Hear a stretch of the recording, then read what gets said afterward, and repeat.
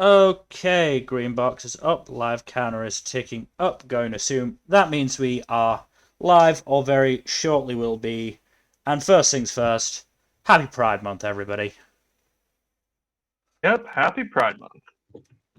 Fuck the bigots, I'm just going to say out right now. I mean, that kind of goes without saying, but yeah, fuck them.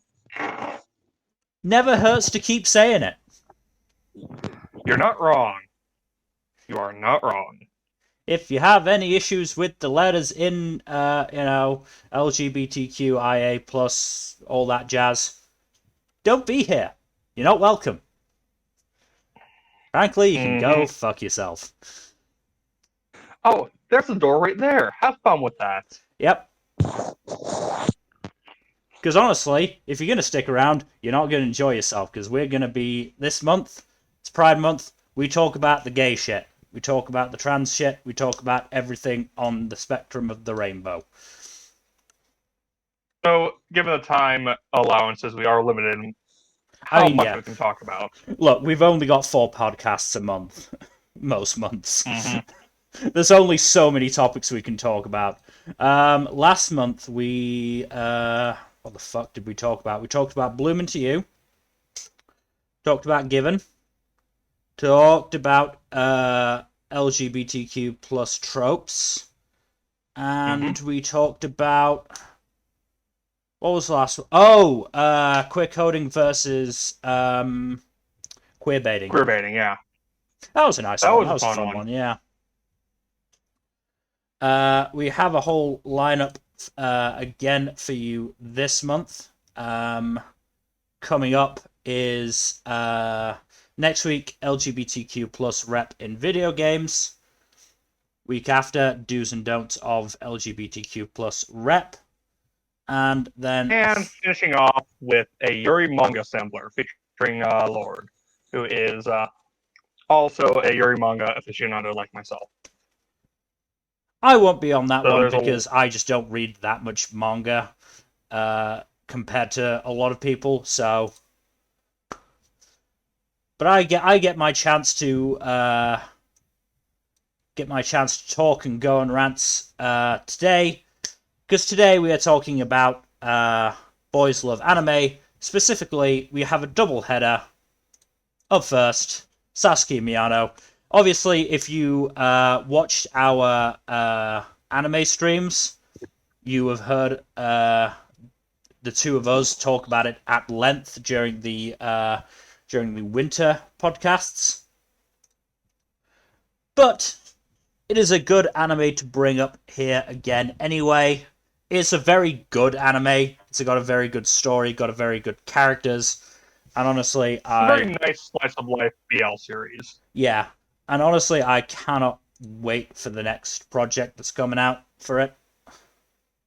Yeah, it's getting another season, I believe. hmm I believe Um, they announced a season 2 and not like OVAs or movies or anything like that. I'm pretty sure it was season there's 2. there's there's definitely an OVA coming. Um, but I don't think that's the project they were talking about. Hmm. Hmm. Just look Ah. that up. Um, because yeah, there's definitely an OVA coming out with one of the next manga volumes, as they always do.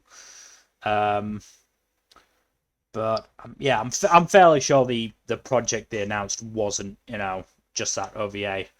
Um, so just to mention, we are both anime only on this, so it'll only be going up to where the anime ended, which is, spoiler warning, as the big letters in the sort of top right corner say, spoiler warning, which was the big damn kiss and the big damn confession, which was, Mm-hmm. God, 12 episodes coming. You were just several episodes in a row. You were like, "Oh, this is going to be it. The next episode is when the kissing confession happens," and you're like, every single I time you were wrong. And I was like, "It's gonna be the finale. That's how they're gonna do it." I underestimated Miyano's internal homophobia, internalized homophobia. Okay, I underestimated it. I mean, they're also both absolute idiots when it comes to their feelings, so To be that's fair, also a I'm not factor to sure I can consider. call Sasaki an idiot. He figured it out and confessed fairly sharpish. You're right. You're right. Miyano is the dumbass. He is the disaster. Definitely. Oh no, they're both disasters. It's just that, Sasaki managed to get the words out first. True. Again, the issue is he is dealing throughout the series with um he's dealing with his own body issues first and foremost. He's dealing with, again, as we said, internalized homophobia and, just lack of knowledge about other sexualities. Because hey, bisexuality is a thing, guys. Yeah, he's like, I can't be gay because I like girls. It's like, no, It that's not turns how it out works. you can like both very easily. You're so bye. And frankly, I wouldn't be surprised if there was a much higher proportion of people who were bi than are actually reported. Because people don't seem to realize it doesn't need to be 50-50. Yep. You Sometimes can, you just find one person of the same sex incredibly attractive, as we and you're will not get sure why. into for our second I don't want to call it a series, but the Entry here. second entry, because oh boy, is that something that's going to be brought up. But yeah, so, and the third thing that Miyano was dealing with is the fact that I think he very much I think he very much considered gay romance to be something that only really happened in media and in fiction, Hmm. which made it a lot harder for him to realize, hey, this shit is actually happening to him in real fucking life. Oh my god, it's just happening like it's happening just like in my Yaoi mangoes. Sorry, I just it is funny that it plays out a lot like fiction to him, and he doesn't Mm. seem to realize like, hmm, Again, maybe I should be more genre savvy here. yeah, he does, apply BL to his everyday life, but it's a case of, it's fantasy. I don't think he actually thinks it's real, really.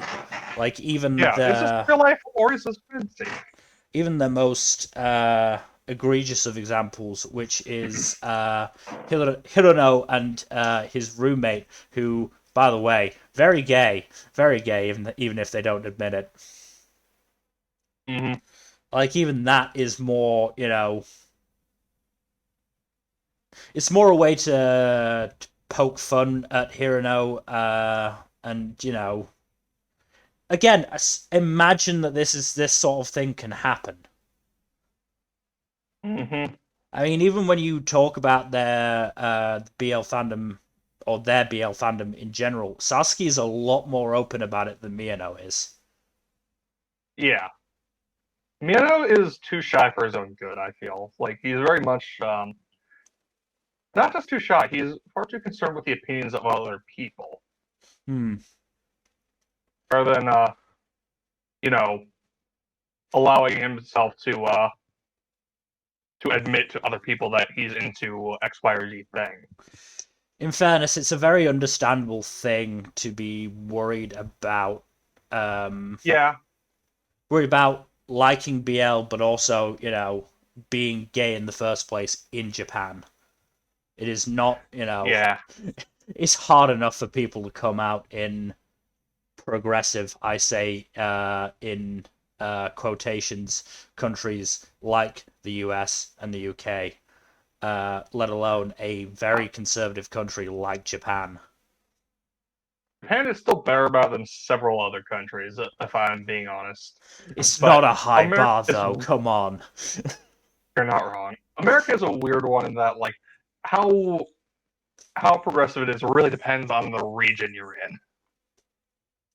Like if you live closer to a big city, especially in certain areas, you're a lot more likely to find acceptance for being queer than you would in like more rural areas. But that's more of a discussion Mm, for a different podcast. yeah. But yeah, while Japan doesn't, stone the gay people, but it's also not that friendly towards them. No. Though it is likely to be one of the first Asian countries to legalize gay marriage. I think Taiwan was the first. Good for I Taiwan. could be wrong. They also make good puppet I don't shows. recall. Yes, you keep telling me about that. I will tell everyone about that until they worship at the majesty of Taiwanese puppets. Like, I'm already a huge Urbanchi fanboy. I'll get to it eventually. But yeah, I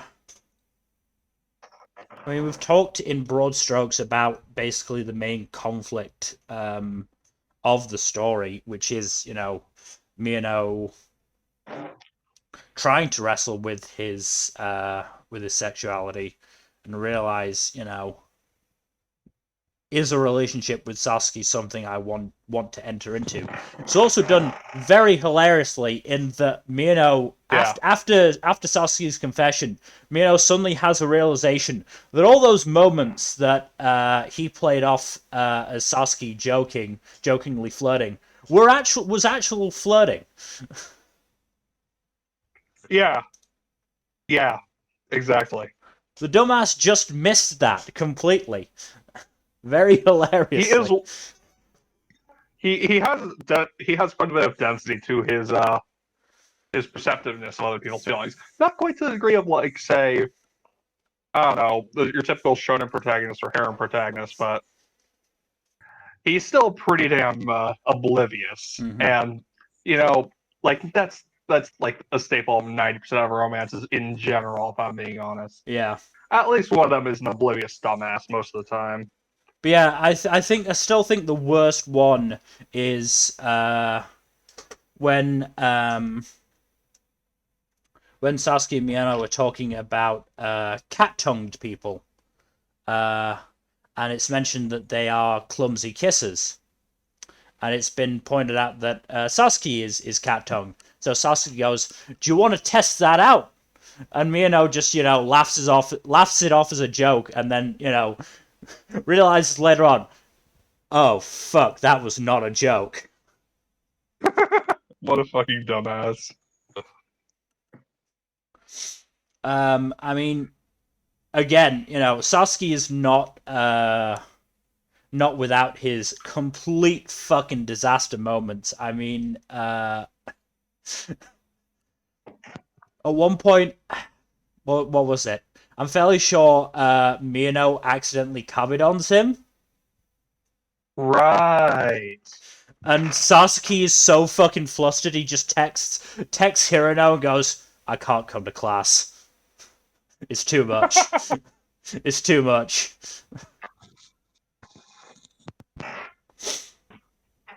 So yeah, Sasuke I mean, definitely not without his fucking his own fucking disaster moments, but Miyano does take most of the cake on that one. we should also take the time to talk about the supporting cast too, and Hmm. how much they are mostly a bunch of lovable dumbasses in their own right. Yeah. Because I mean, as said, we've got Hirono, who is what is he? He's Sasuke's classmate and one of his friends. Yeah. But how he knows I feel, Miyano is they're both on the discipline committee. mm-hmm. Um, so they've got connection to both the main characters there. As mentioned before, he's also got a male roommate who, frankly, the implication is that he is in love with them, and I'm fairly sure there is actually a spin-off focusing on those two. I wonder what happens to that spinoff. Hmm. Um, Hmm. you've also got Miyano's best friends Tashiro and Kurisawa. Tashiro is just, An idiot. A lovable a, idiot, but an idiot nonetheless. a fairly typical hetero teenager. Meanwhile, Kurosawa is a wife guy in the making. In the making, he's already over halfway there. I say in the making only because he's not actually married. Okay, yeah, that's fair. He's like already just like 2 steps before becoming a wife guy, though. Oh, The only 2 steps 100%. in between No, are the engagement and the wedding. I was gonna say, let's be real. The only thing stopping him is the fact that they aren't fucking married. Otherwise, it would be completely accurate. He is a soon-to-be wife guy, basically. Yeah. Um, and then we've also got another classmate of Sasaki and Hirono's, Ogasawara.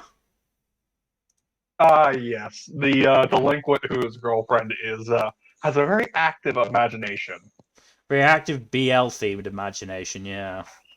Yes. Look, he's very clearly a delinquent sub, and she very clearly is into that, but there's some extra fantasies to add to the mix. Well, here's the thing. This is another thing that Sasaki and Miyano very much covers and focuses on is that appearances aren't everything True. because Right.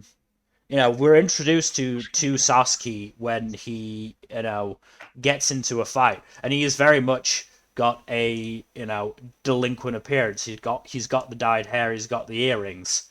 Um, but as we grow to learn more about Sasaki, he's kind of a sweetheart.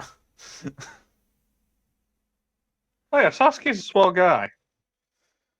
Like, I'm not gonna say he's a cinnamon roll, but he's not. He's definitely not a fucking delinquent. Um, I mean, you've got the fact that discipline committee member Hirono has dyed hair. Yeah. I mean, he's the only one out of the trio with dyed hair who gets rid of it for the class photos, which is hilarious. But um, but it's an appearance you wouldn't expect from somebody like him. Um, Yeah. He's a lot more how shall we say? He's a lot more not upstanding. What's the word for it? I mean, while he is a discipline committee member, he doesn't like take it too seriously, which is generally the Mhm. archetype with those types of characters. Um, but at the same time, he's not a delinquent like his appearance may imply. Suggest. Yeah, suggest. Mm. And then we've got Miyano, who again one of the struggles he goes through is the fact that he immediately assumes that based on his own appearance he would be the uke in that relationship, Yeah. which is essentially Um. the sub, the bottom, that kind of thing. But again, he's also very, very self-conscious and sensitive his appearance and the fact that he does have have more feminine features. Yep. And then as I said, we've got Ogasawara, who looks like a delinquent, and therefore his girlfriend. Well, he I'm not sure if it's ever actually confirmed that she does this, but he worries that because of the BL that she reads, in which there are a lot of delinquent looking ukes, Mm-hmm. he worries that that's how his girlfriend sees him, and that's what she wants from him. Not to mention, she's got very weird tastes. Like tentacle weird. Which doesn't help the situation, to be fair. In fairness, I'm with him on that one. That one would be where you get slightly worried about Yeah. her interest coming into role play. But what's good about Sasaki and Miyano is that these are very realistic teenage characters with a lot of insecurities abound. That is very true. Because again, we while Miyano again takes the lion's shares of those insecurities, Sasuke still has some of his own, and they are very much based around his potential relationship with Miyano. Mm-hmm. Because there's a moment where he acts jealously and realizes that he was wrong, which again, very nice to see. Yep. So many fucking series, not just BL series or Yuri series, but also series with hetero romances seem to think that a partner can act jealously and that it's their prerogative. No, still just kind of a dick move. Mm-hmm. Yeah. No. The weird thing is, oh no, I was gonna say there's also just the fact of you went into Miyano's securities a little bit, but Well, another thing towards the is latter his end, his appearance is another thing he has a lot of insecurity about. hmm, I mean, towards the latter Like, end, as Miyano is getting over his insecurity about his appearance and is willing to do the cross-dressing competition, Sasuke does worry hmm that he's pushed Miyano into this. yeah, he worries that he'll be the pushy one, that he'll Well, no, push first, beyond. sorry, I've just remembered. First, he worries about pushing him into it, and then he worries about trying to push him out of it. Because when he sees Yeah. Miyano cross-dressing, he gets that Doki Doki. hmm Yeah, he does. I think the overarching problem he seems to have is his concern that he may be pushing Miyano to conform with his opinions and his desires, Hmm. rather than letting Miyano breathe on his own.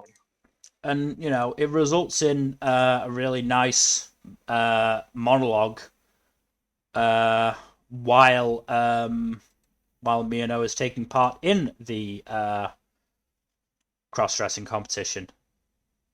hmm Um, and it's interesting that Miyano doesn't win that competition. Um, Yeah. but yeah, it's again, it's a really nice portrayal of a relationship that sometimes we just don't get in fiction. Um, hmm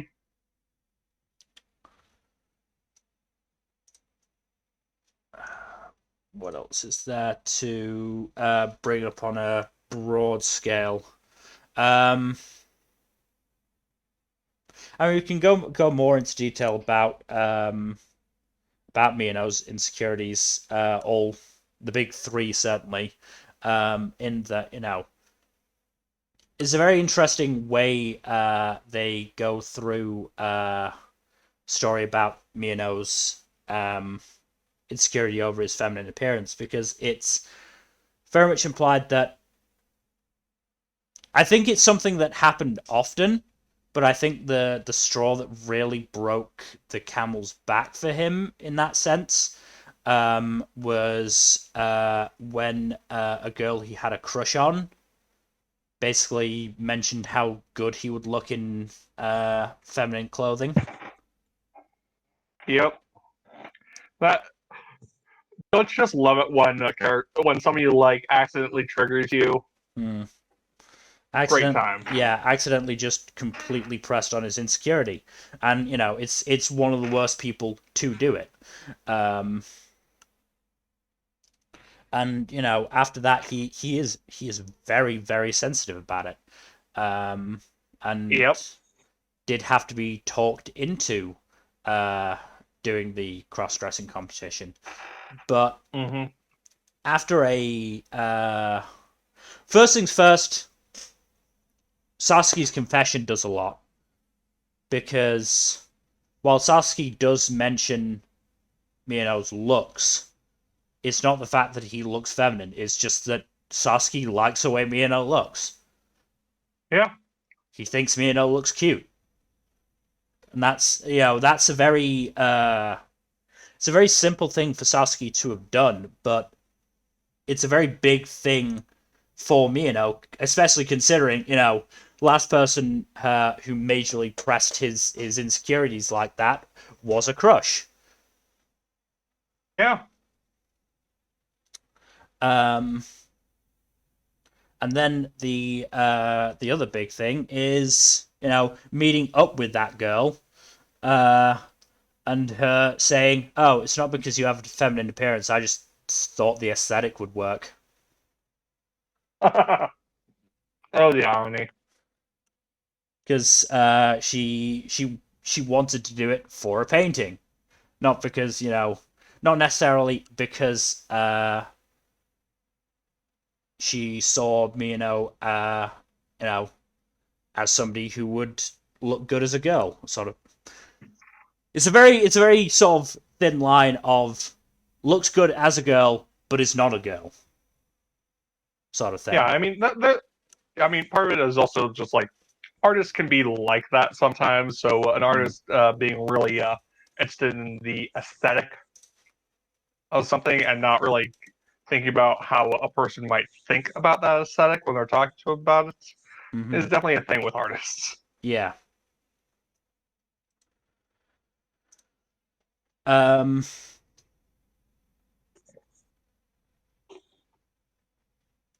Yeah. I do like that the conversation with his crush comes back around by having her come back Yes. and interacting with him again because it does go to show that like goes back into that theme of first impressions and appearances being deceiving, Hmm.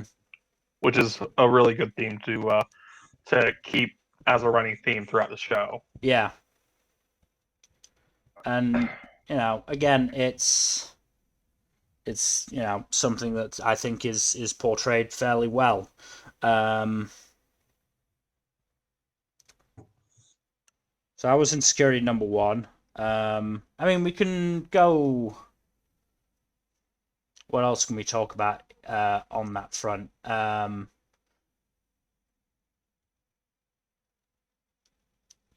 mean, again, it plays into Miyano's insecurity about being the UK in a relationship with Sasaki, because he assumes that he is going to be in that role.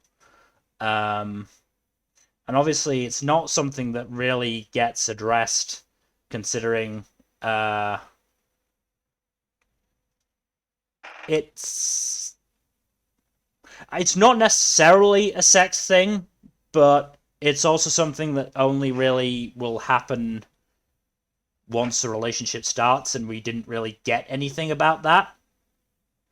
Mm-hmm. So we can't really say for sure, um, if that is the case, if Miyano is actually going to say, "Look, I don't want to be the UK in this relationship." The other thing is, it's possible he will realize, hey, Seme and Uke are roles that happen in fiction. It doesn't necessarily have to be something that happens in real life. Yes, it's an abstract concept and all that.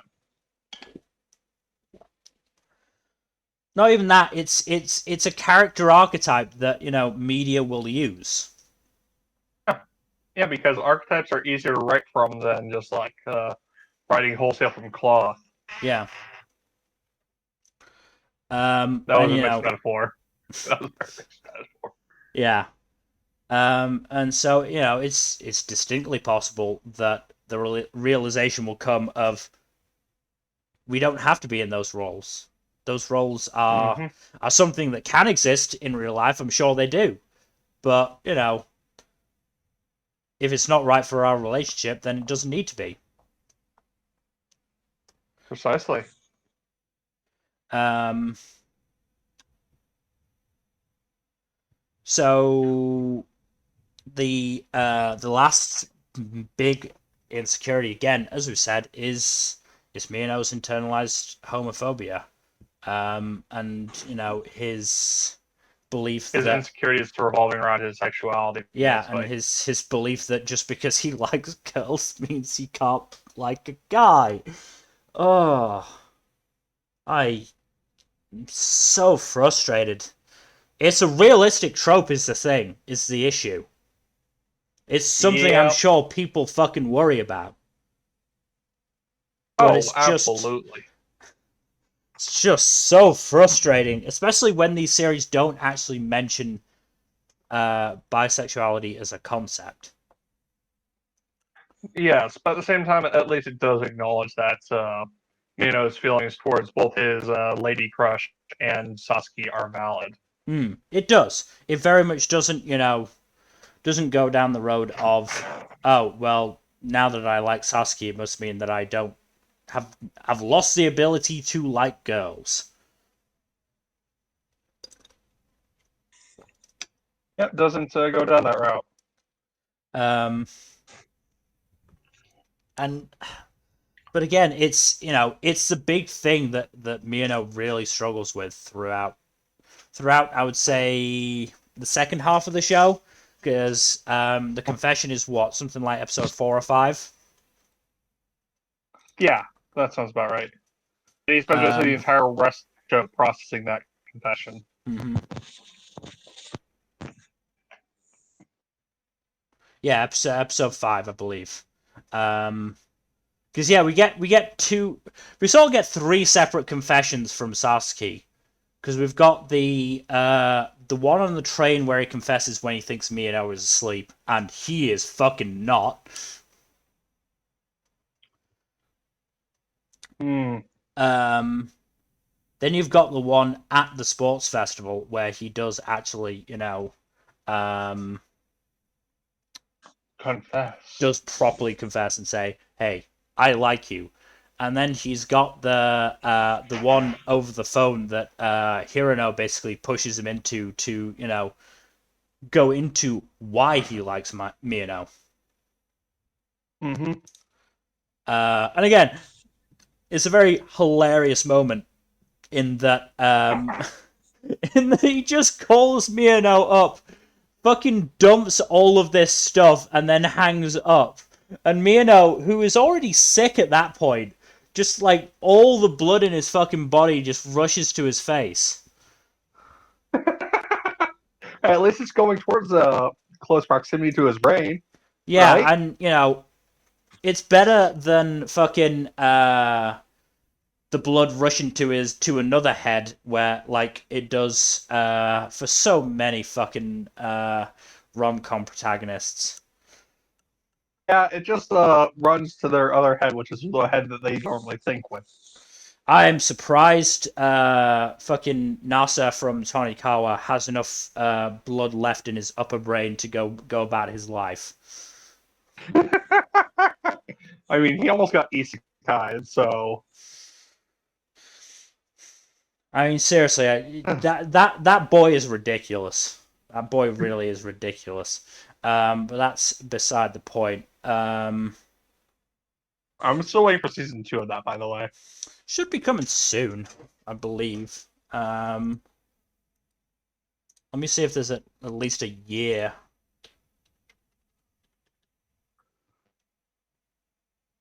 It probably is. Sequel. Nope, nothing yet. Fuck. I didn't even get announced. It only got announced November 2021, to be fair, so. I guess. What's the studio doing it? What was the studio did it first time? 7 Arcs. They're one of those ones Yep. that do everything. Actually, no, that's not true. The only other thing they've done recently is Blue Period, Blue which Period is has its very different show. which has its own set of very fractious issues regarding LGBTQ stuff. Yeah, that's not something we have the time to get into today, Oh, unfortunately. hundred Or percent. perhaps fortunately.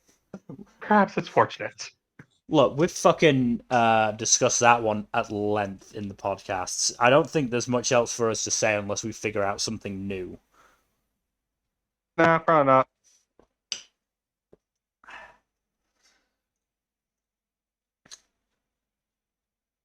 However, we do have more to say about Sasaki Miyano. I mean, Uh, something else to mention is what's his name? Hanzawa's whole deal. yes, Hanzawa is an interesting one because he seems to have his own issues regarding potentially his sexuality, but definitely parental pressure regarding his sexuality and relationships. So yeah, so here's the point. Here's the thing. Hanzawa has I believe it's an older brother and a younger brother, if I remember correctly. Um, Yes, both of his whom, older brother came out as gay. I recall. I both think his both younger of them are brother did gay. too. Yep. Because the older brother came out at a family dinner, and then the younger brother came out at the same time, and then Yeah. fucking the fucking mum goes, "Well, at least I've got Masato to carry on the family line," and oh boy, is that a dick thing to say? That's a very loaded statement. Because what the fuck is Hanzawa supposed to say there? Like, even if I he mean, even if he is gay, even if he then is he into feels pressure women, not to come out. yeah. Even if he is into women in any way, like that's still like a really dickish thing to put on your son. Hmm. I mean, again, it is. I mean, I don't know how common it honestly is. I mean, I imagine it's more common in the West in the upper classes. The whole carrying on a family line. Well, here's the thing with Japan and quote unquote carrying on the family line. They have a much less positive view of adoption in Japan than they do in Western countries. Yeah. I don't entirely know why. The reason is probably stupid. Mm. I I'm gonna be real. Discriminating against someone who's adopted is stupid, regardless Mm. of your reasoning. It's just dickish, and Yeah. there's no justifying it. Hmm.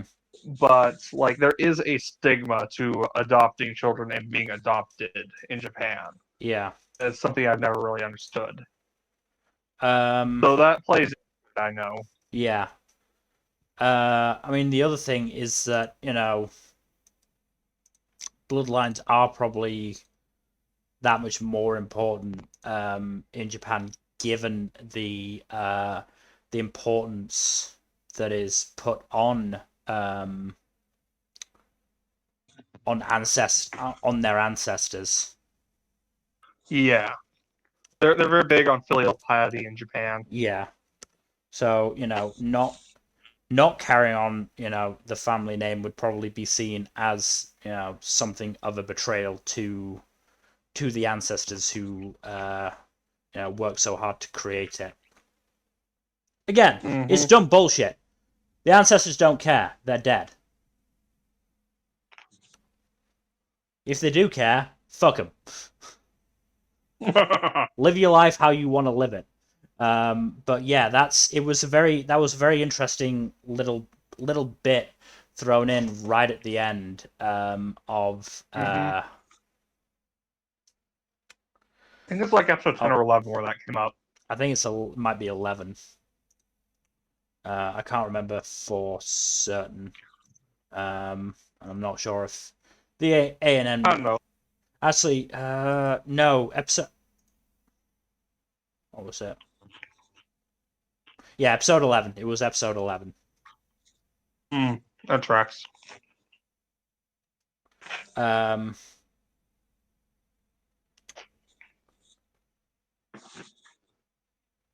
so the other thing to mention, and it's very interesting that Sasaki Miyano did do it because some series don't do this, is that it addresses, it takes a more realistic view of, well, a somewhat more realistic view of the stigma, I guess, towards homosexual relationships. Mm, Um, yes. and again, it plays into, as we've mentioned many times before at this point, Miyano's internalized homophobia, because at one point he is on basically, well, he goes and watches a BL movie with Sasaki, and then gets very anxious and self conscious when a couple of other uh, moviegoers that watched the same movie, started giggling about him and Sasaki. Yeah.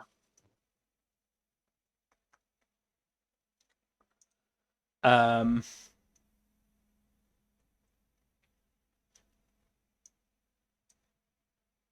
and that's, I'm trying to remember exactly, but I don't think that's the only occasion that happens. Um, I think there are also other. Well, I mean, you've got Ogasawara's very first scene that again makes me very anxious when Ogasawara, I don't want to, questions the questions BL as a genre, I would say, Mm, rather than actually. I'm not sure I would, from memory, if I would call what he says, outright homophobia and, decrying of the genre. He's certainly mm, not especially positive towards it, which is the important thing. And it's, again, it's yeah. something um that hits me, in the insecurities and makes him, not want to share it. But then we get, the difference between Sasuke and Miyano, whereas because Sasuke is just like, so fucking what? I don't think it would be, I don't think it would be the same piece of media if it wasn't two guys hooking up. Hmm. It wouldn't be as good if it wasn't two guys hooking up. So, and Sasuke throughout the show, Sasuke is a lot more open about his enjoyment of BL media. He openly talks about it. He's happy to just, hand the damn books over to Miyano without hiding them in a bag.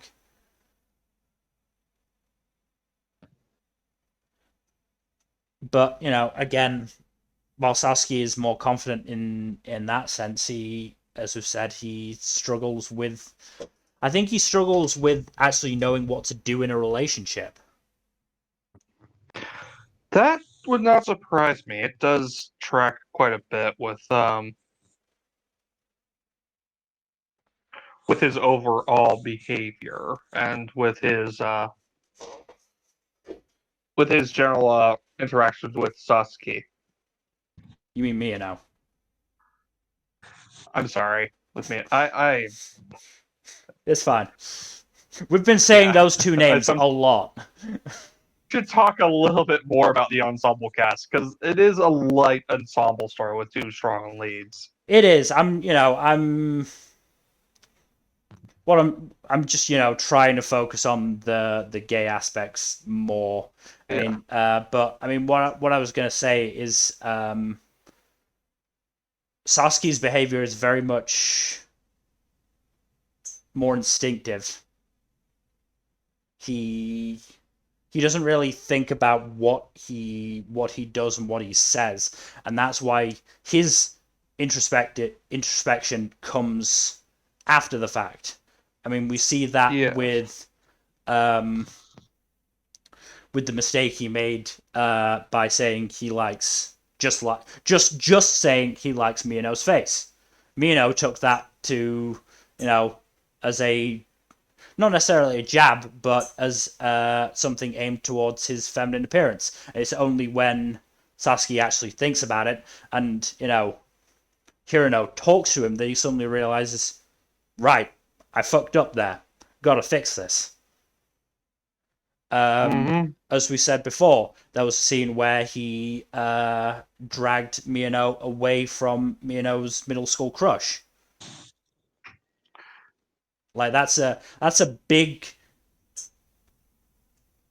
red flag in jealousy terms. Yeah, and fortunately he recovers from that.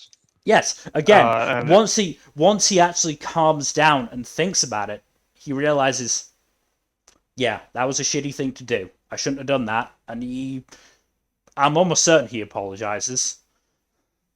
I recall him apologizing. Yeah. And as we said, he first worries that he's pushed Miyano into doing the cross dressing competition. Then he worries that he's being too possessive by trying to uh, take Miyano out of it because he worries that people are gonna come to a revelation about how good looking Miyano is. But again, he has that introspection after he's done all this, realizing, no, I made a mistake there. I've got to work on this. This is what I'll do. That was another one I was Man, going it's to so bring up. nice when a love interest character actually reflects on their Mm. actions and their failings. Is like, I need to improve rather than taking out my issues on my love interest. Mm. The other thing, I can't remember this for sure, but I'm fairly sure they are very good about consent and about Yeah, the stuff they can do.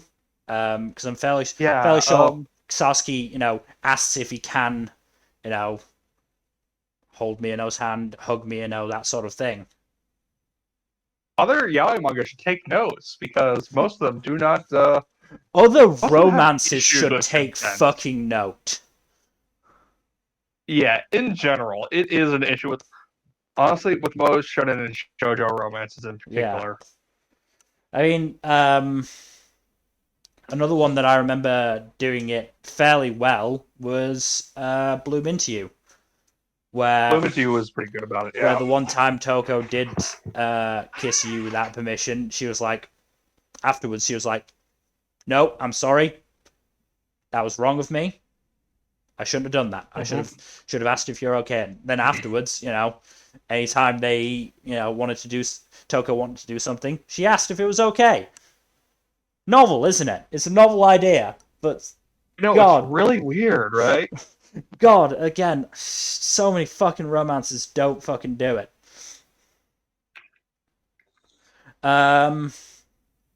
Is there anything else I want to mention on the main couple before we do go a little bit more into the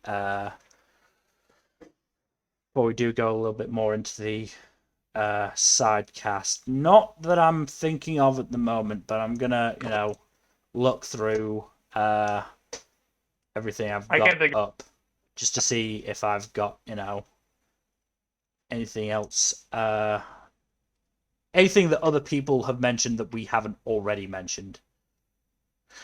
Oh, I mean, we could also mention the fact that again, very insecure about the fact that generally BL is seen as a genre for women, and he's a guy who likes it. That whole Yeah, jazz. that also ties into his issues with like his appearance and gender expectations as well. Yeah, and again, like what you fucking like, as long as it's not like problematic. Fucking go for it. I mean, if you like problematic stuff, as long as you acknowledge it's problematic, we're talking about like the really awful shit that you shouldn't be liking. Hmm. You know what we're talking about? Yeah. Um. So yeah, so let's go because we've already talked a little bit about the sidecast, but I mean Ogasawara again, his first impression was quite bad, but he ended up just Yes. being just the most disasterful dumbass there is. Mm-hmm. And he ends up basically employing Miyano as a BL translator for his girlfriend, which is very Yeah, that's awkward for great. Miyano. I mean, it's awkward for everyone involved except the girlfriend. Yeah. Um,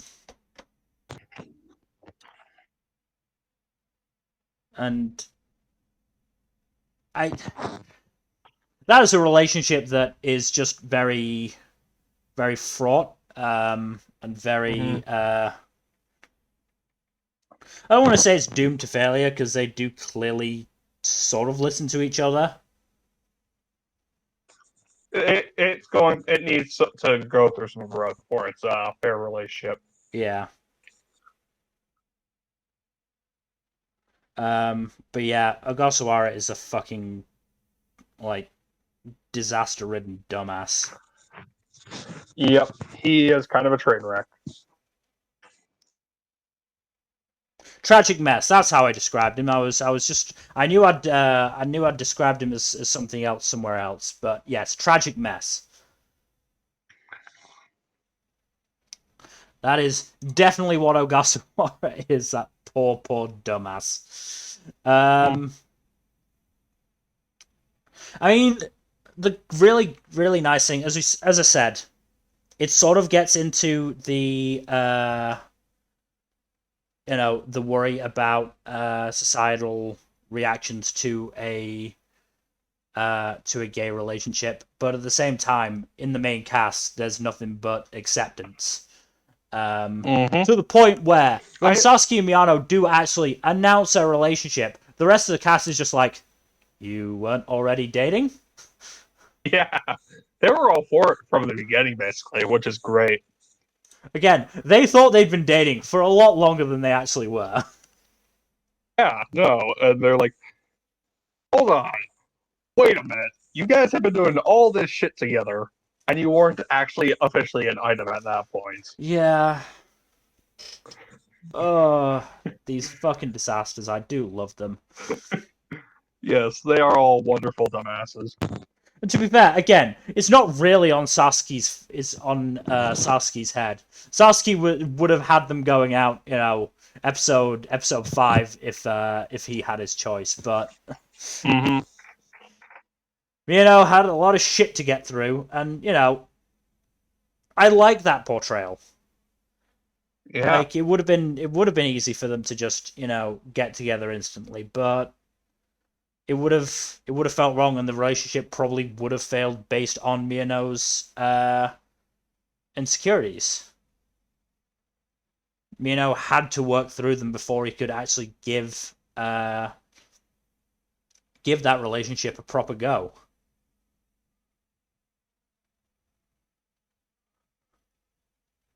yeah. Um,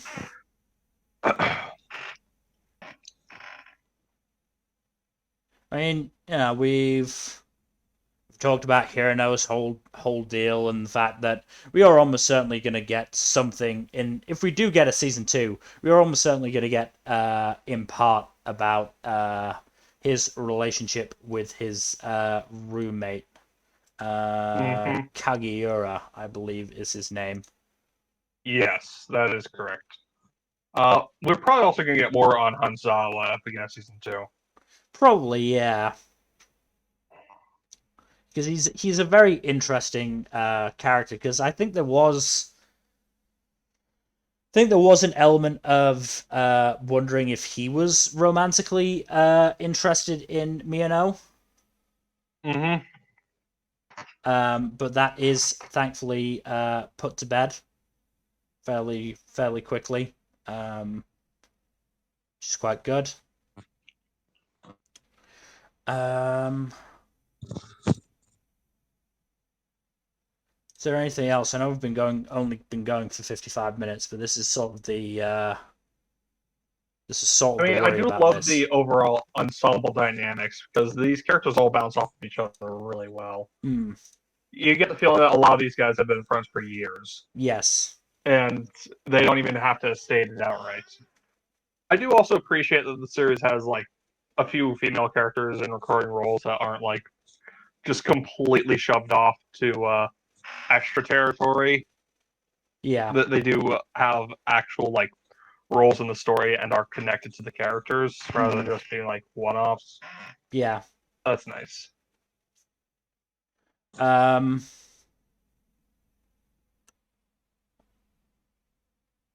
Yeah, because I mean we do have the middle school crush, Makimura, who certainly Mm-hmm. has the potential to appear later on in a different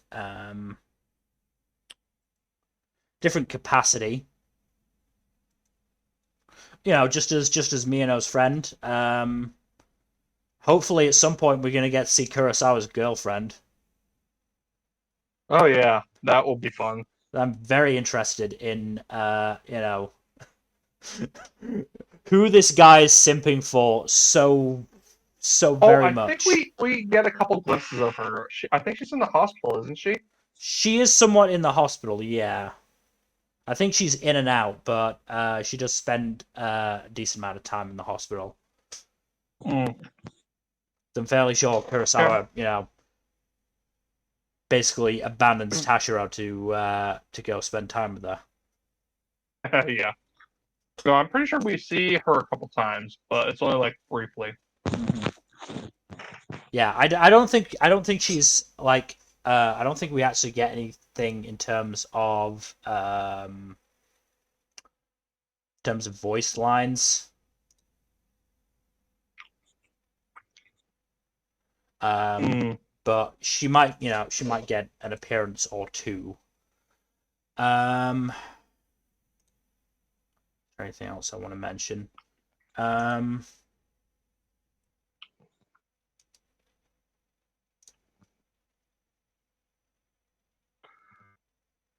so here's something I'm going to mention. This is coming. This is not something that I have come up with. I would like to make that clear. This is coming from an article I that came out not that long ago, only a couple of weeks ago, on AniFem.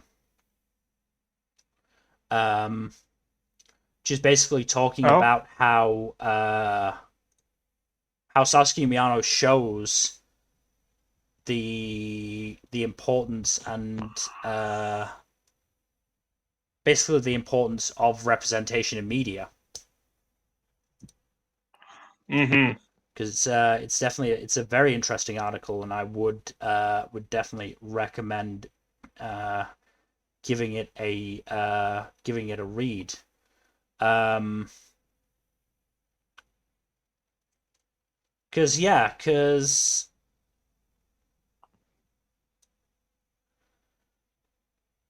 certainly Miyano for sure, you know, tries to view his relationship with Sasuke through a BL lens, and uh, eventually comes to realize that it's not the right thing to do. Basically, Uh-huh. um,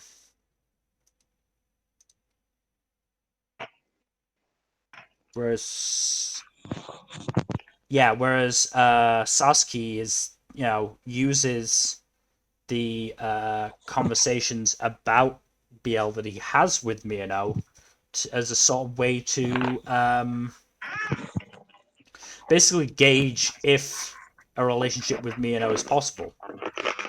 Mm. Both in the sense of, is he actually is he actually gay or bi, or even that very, very, God, is there even a fucking manga with a pansexual character? Not that I'm aware of. Yeah, At least not anything mainstream or remotely close to mainstream that yeah. I'm aware. I mean, I'm almost certain there will be somewhere. But yes, Yeah. it's not a mainstream thing, and it's almost certainly probably not gotten a translation. Hmm. Nothing legal, anyways. Basically, gauging whether Miyano likes guys, and if he does, what kind of guys does he like? Yep. Um, yeah, honestly, we've passed the hour mark, and that's without rehashing other things. That's all I can really say about Sasuke Miyano, other than that it is a very, very, very enjoyable series. Like, I don't think it's quite up there in terms of my. Is it? I mean, it's definitely not better than Bloom. I'll put it that way in terms of romances. Bloom is still my favorite romance. Um, Extremely hard to top, to be fair. the issue is I don't tend towards rom coms in general. Um, so it's harder for me to really. And the ones that I do tend towards are generally the fucking gay ones. Hmm. Because if I see a gay series out there, I'm gonna go for it just to give it a try, even if it turns out to be garbage, like Beyond the Tri-Cornered Colored Window, whatever the fuck it's called. Beyond Tri-Cornered Window, I Yeah, believe. that one was a bad depiction of yaoi. Hmm. Oh, it was complete with yaoi hands, wasn't it? Oh yeah, there was yaoi hands, and it's just all the shit you'd expect from a bad yaoi.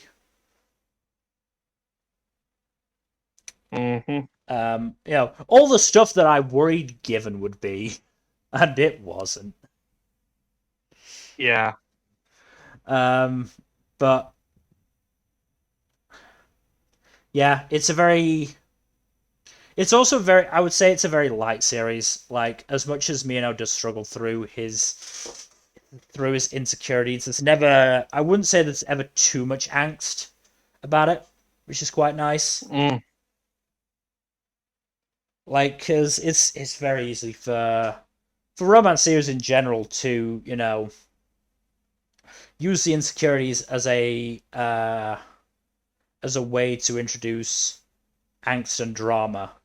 And while Sasuke Miyano does have an element of drama to it, it is mostly introspection about it, which is quite good.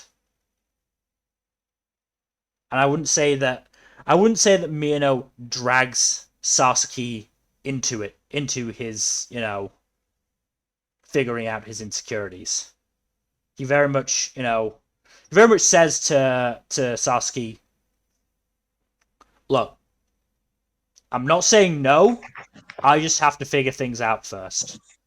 And Sasuke gives him the space to do that, despite the fact that I think towards the latter end of the series, both are getting worried about the fact that, hey, Sasuke is getting close to graduating, and if they do Hmm. do start a relationship, how the fuck is that gonna work? Um, but yeah, I'm just trying to think of any warnings for somebody who hasn't watched it but wants to. Um,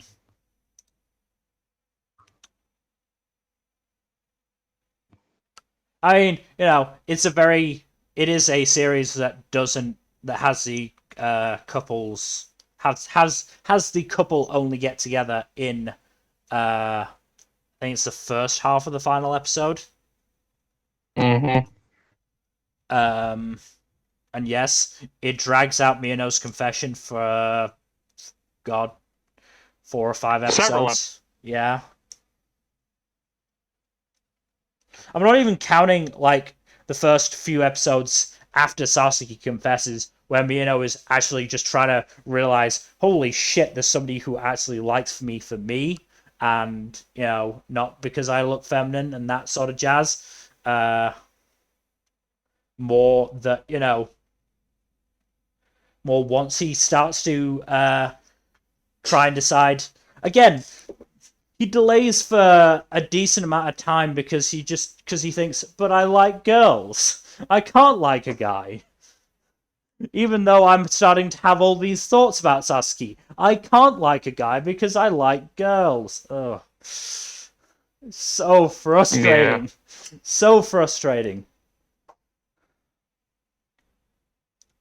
So yeah, keep that in mind if you haven't watched it and you want to start it. And yeah, there is a new. So it's called a new anime project. So I don't know whether that's going to be a full season. I don't know whether that's going to be an adaptation of the Hirono spin-off, which I don't really know where that's even when that's even set.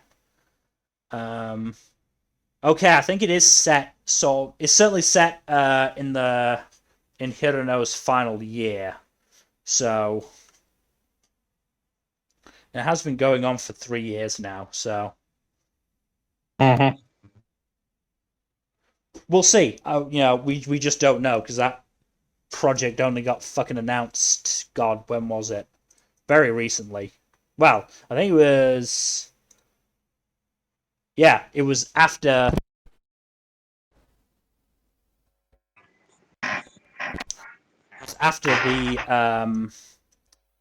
the final episode aired. Which really nice that we got a quick announcement on that front. Yeah, that was good. That was very good. Um, I mean, we can also talk about the fact that while this was made by Studio Dean, while it was never, it never got to, let's say, Horimiya or Dress Up Darling standards of animation,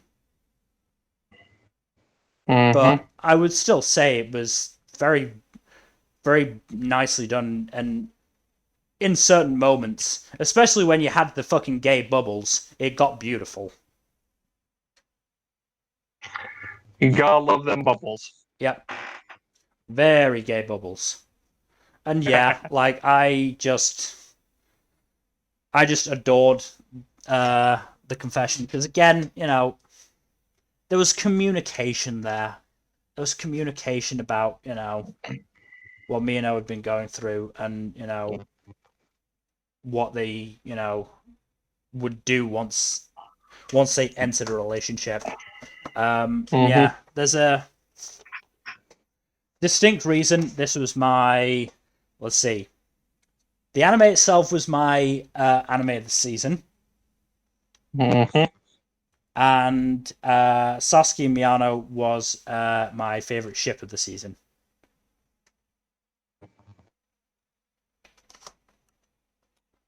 Um, oh, and my favorite ensemble of the season as well. Yeah, Sasuke and Miyano did well with me.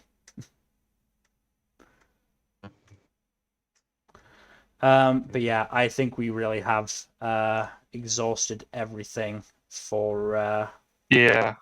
Sasuke Miyano. So we'll move on to the second of our double header. Uh, this one is going to be shorter. We're probably not going to make it to 2 hours unless I really think of a lot of stuff to go on about. But Stranger by the Shore, which is a movie that came out in Japan in 2020. and was released on Funimation summer 2021. Mm-hmm. Only less than an hour. Only about, I would say, the content was only about sort of 50 to 55 minutes. And it was very much based on the so so you've got the original volume of Stranger by the Shore, or well, it's actually called L'étranger de la plage. Um, that was initially planned as a standalone story, and Mm-hmm. then I assume once it got popular, or the author realized that, hey, really want to keep doing this. They continued the story in a series called L'étranger du Zephyr. Zephyr? I don't fucking speak Something like French. that. I don't speak French. The name is in French. I believe the original title was Un no Well, that's étranger the in Japanese Japanese. translation of it. Yeah. Yeah. Um. So in terms of the so I've got that first volume, and then there are another 4 volumes after that. Um. Only the first one, and then only 3 of the 5 have been translated into English. Um. I have read all 3 of those volumes. I bought them today after finishing the movie. Dang. Um. I think actually, I mean, what we'll get to talk about in terms of this one is just our general impressions of the series, because that was sort of the issue with Sasaki and Miyano. We did that in fucking over the course of 4 anime podcasts that only happened Yeah. last season, so there was only so much we could really talk about. Stranger by the Shore, it's a We haven't very talked about interesting it. movie. Yeah, it's so the movie is actually formatted as a bunch of vignettes. Yes, Uh, that I that kind of play off of each other a little bit. Some of them more connected than others. I they're definitely it's definitely a case of there is linear progression. It's not, out of order. But it Mm-hmm. is, I would say, difficult to know how much time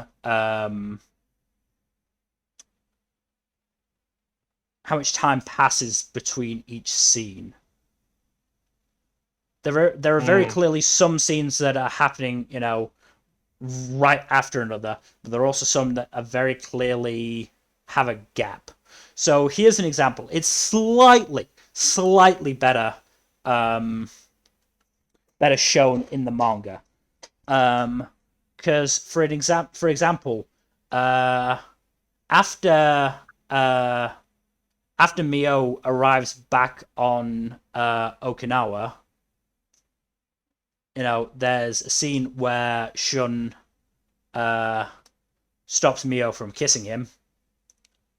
And then there's the next scene is a while later, um, where Shun and Mio go to the mainland. Jack, as somebody who hasn't read the manga, how much time do you think was between those 2 events? Between Mio arriving back and them going to the mainland? I want to say like 5 years, give or take, 4 or 5 years.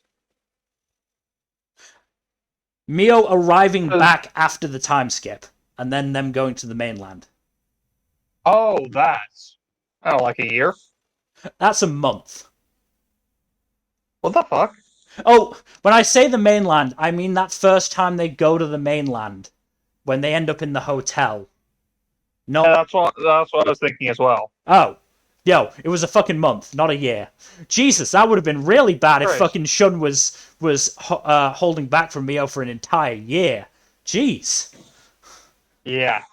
That would Yeah. have been really bad. No, it was only a month. In terms of the time skip, it's 3 years because Okay. Mio is 17 when he leaves, and when he comes back, he is 20.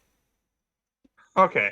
I thought he was a bit. I thought he was like in. I know he was in high school. I just don't know his exact age. I'm fairly sure he does actually say he is 17. Though Ah, maybe okay. maybe I'm assuming you watched it subbed. I watched it dubbed. Oh, cool. So did I. I honestly thought you Yeah. would have watched it subbed. No, I watched it dubbed. Partially because Justin Briner's in it. Justin Briner is in it. He's very good. Josh Grell also very good. Love Josh Grell. Hmm. Um, He's great. Also, something to know about this one is that it actually has what's unusual for a BL series slash project. It has a supporting lesbian couple, which yes, is it fun. does.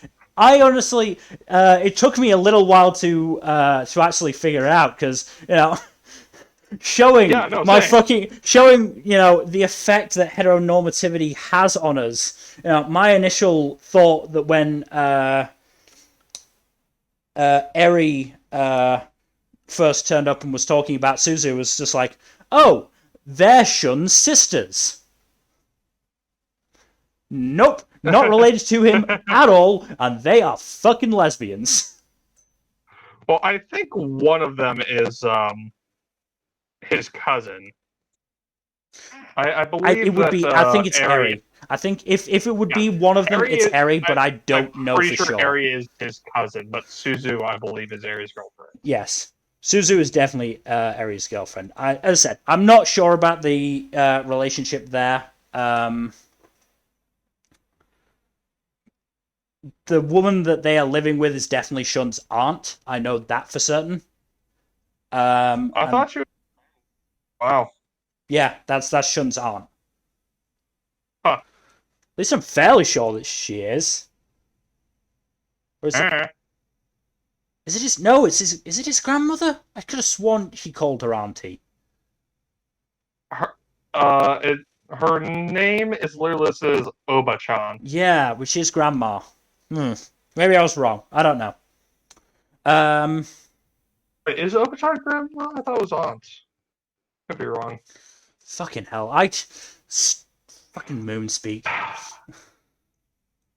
We need to we need to brush up on our Japanese.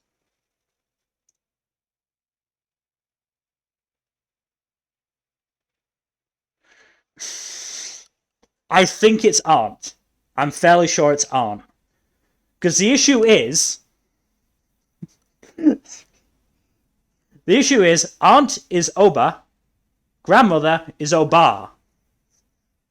Yeah, no, it's only listed as with one A in on Mal, anyways. Yes. So I'm fairly sure it's his aunt. And as I said, I feel like I remember him calling her auntie. Hmm. Um, so yeah, so clearly she's just sort of running some sort of like boarding house for gay teens or gay people. I mean that's the only explanation I can think of. Uh, but the reason That's that why Sakurako wasn't allowed in. Shun is living with his aunt is because and not His with parents his booted him out for being gay. yeah. Uh, okay. Do you want um do you want manga spoilers? Don't mind manga spoilers. There is a little bit of trying to think of the word, the best word for it. It's not necessarily true that he got kicked out. Not necessarily. I'm still not 100% certain because obviously volume 1 is just the movie. Volumes 2 and 3, you know, continue the story where Shun and Mio go to Hokkaido to see Shun's family. Now, as it turns out, Sakurako is a lying bitch. Because Shun's dad is not on his deathbed.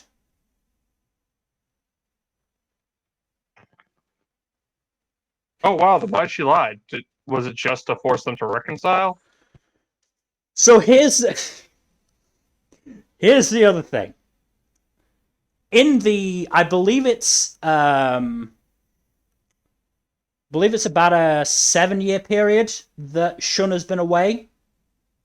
Yeah. Oh, I should also point out this is slightly squicky because Mio is 2021 in the series. Shun is 27. Yes. Now that's fine when Mio is 20. It's slightly more weird when Shun was 24 and talking to high school aged Mio. That said,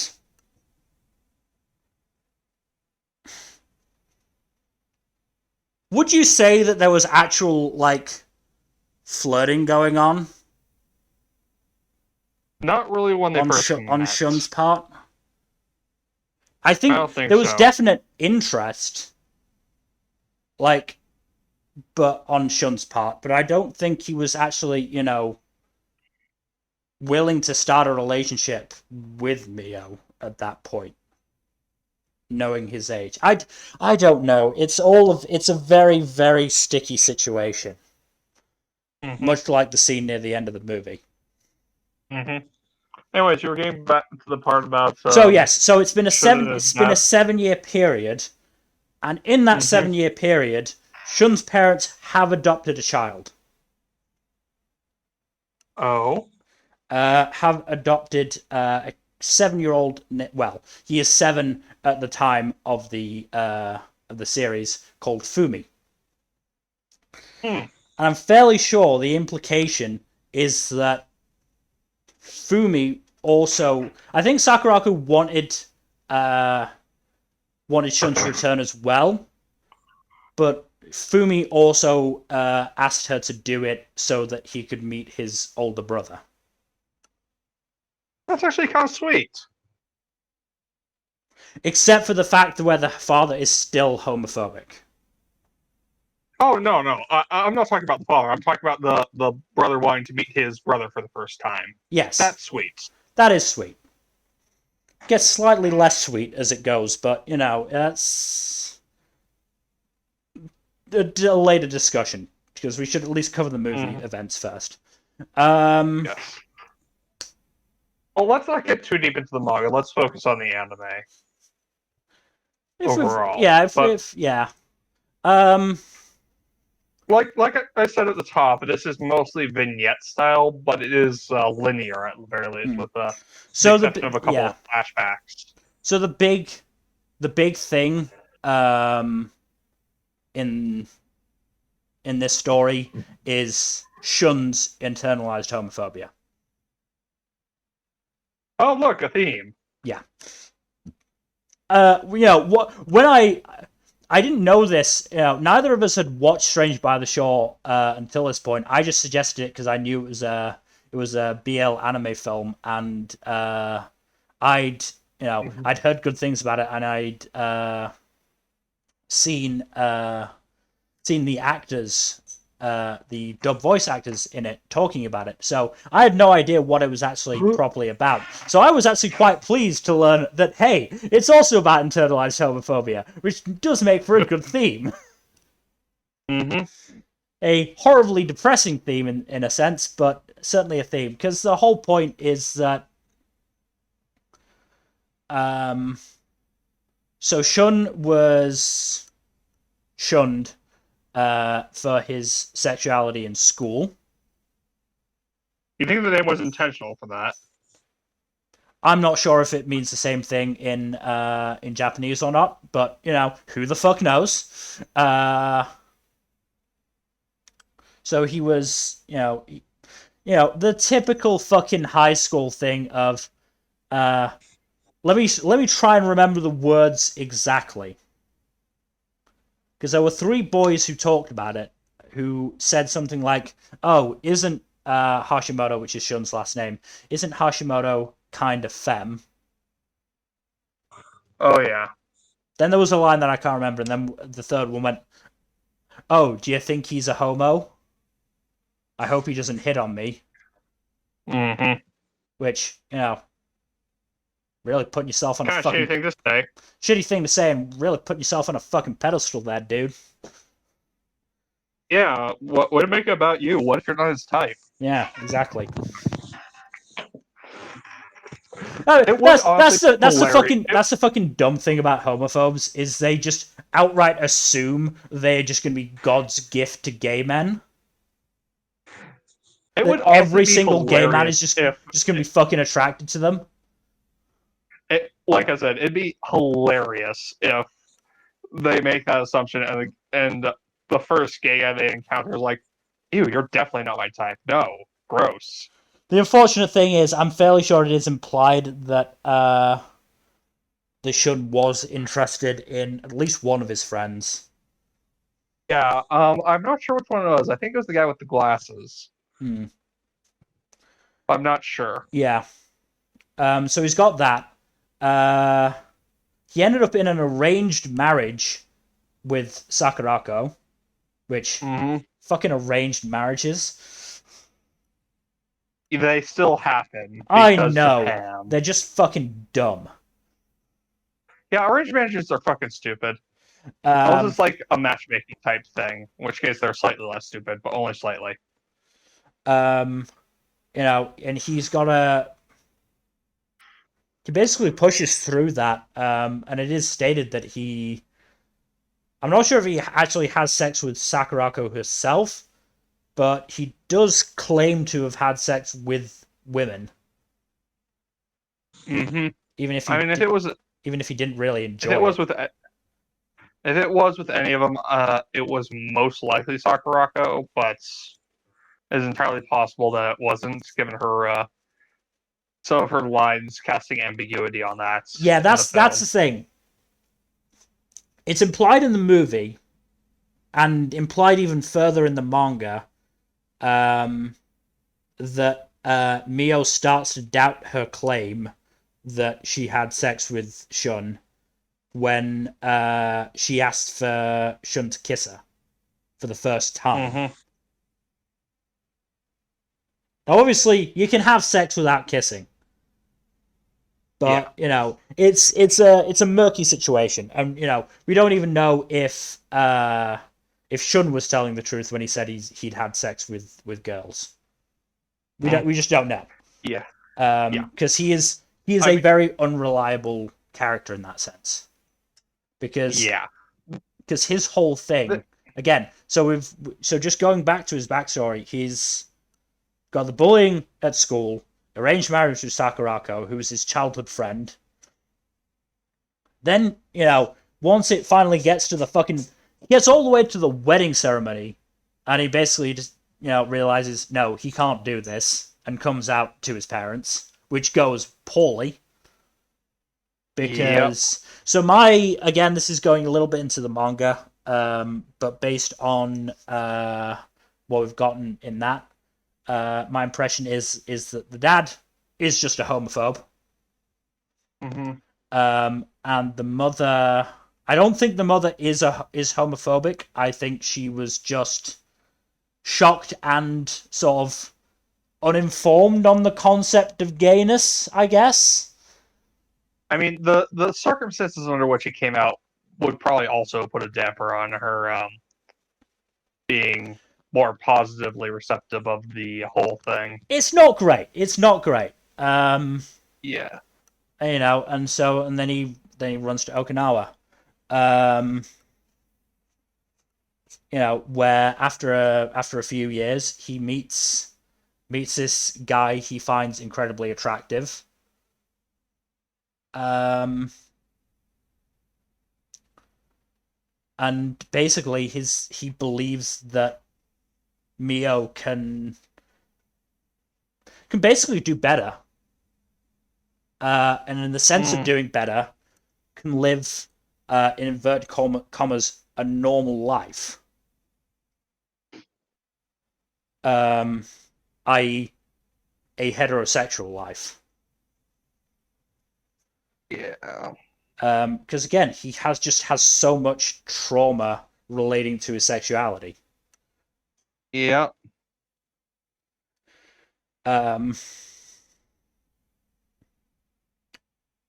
and so there is a lot of awkwardness when Mio first comes back because so again, this is something that the manga went into that the anime didn't. And I think this works to actually explain Shun's reaction more because um we see that Shun basically asked Mio to call him once Mio is settled. We never see that happen in the anime, and I think it is stated that well, the whole point is that Mio and Shun never talked in those 3 years. The Mm. reason for that, which is explained in the manga, is that Mio did call, and it was Eri who picked up, and basically, um, give me a second. I will be able to find this hopefully fairly quickly because again, I've read this once and it was quite quickly, so I can't remember the exact what was exactly said, and it is I think it's quite important to their relationship. Um, fuck.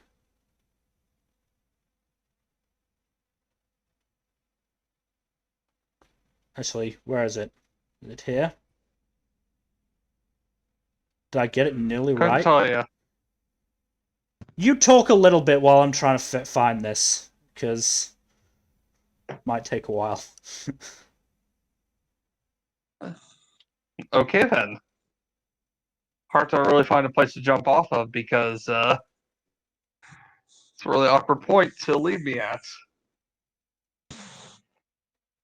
But how do we go about this? So another thing about this one is that it doesn't really well part how do I phrase this?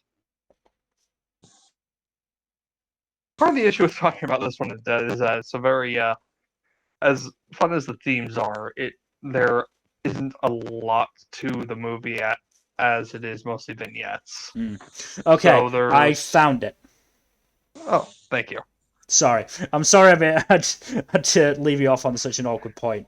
So yeah, so Yeah. Eri was the one who answered. Um,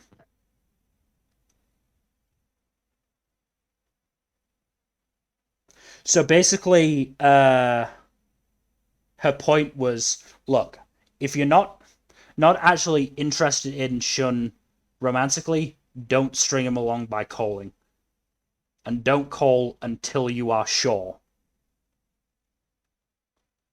Oh, so she just gave him the hard sell. Um, yeah. And I think basically the implication is that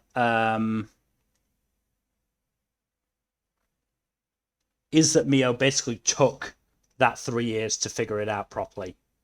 Because here's the other thing, and this is again really good theming. Mio is bisexual. There is no doubt about that because he outright says later in the manga that he is very much interested in girls, and the only guy he is interested in is Shun. Huh, interesting.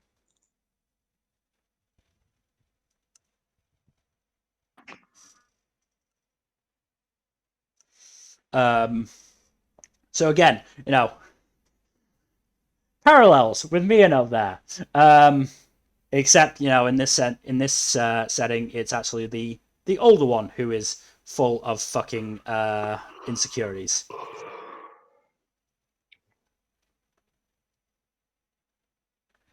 Um, I've lost my train of thought where this was actually going. Oh, I think I was. That's all on you, man. Yeah, I know. I got distracted by trying to find this. Um, so I think I was talking about elements of the manga explained better, and why that phone call didn't come.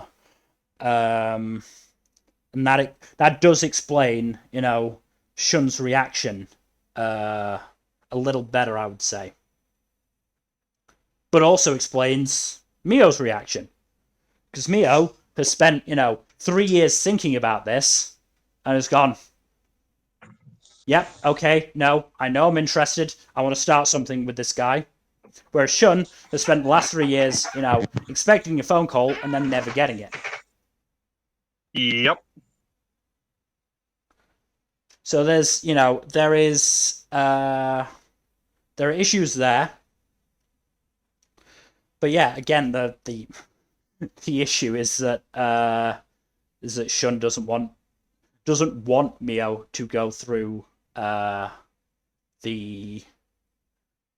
what he sees as the trauma of being gay. Oof. Um, because again, as we said, Shun's gone through a lot of shit for because of his sexuality, and Mm-hmm. basically, he thinks that Mio really hasn't, to our no, knowledge. no, Mio hasn't at all. That's I'm not sure if that's ever really stated, but the point is that because because he is bisexual and there is only one guy he is interested in, Mm-hmm. he hasn't faced that same stigma the way Shun has, who was interested in multiple guys during his high school days. Yeah. Um, and Shun is basically of the mind that if Mio can live heterosexually, then he should. Again, Weird thing to. again, it's all about Shun's insecurities. Yeah. And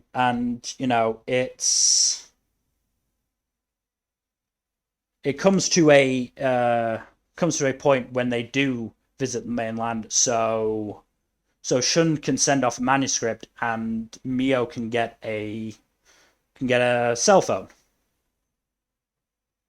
Because yeah, I don't think that's actually that's not stated in the anime. That's basically why Mio goes. Mm. Um,